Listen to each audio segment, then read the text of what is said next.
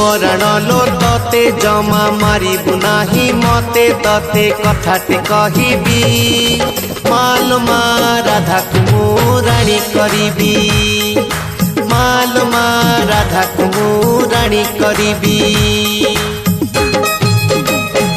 आरे सुना पोटा मोरो टिके मानी जे बोलो मोरो तते कथाटे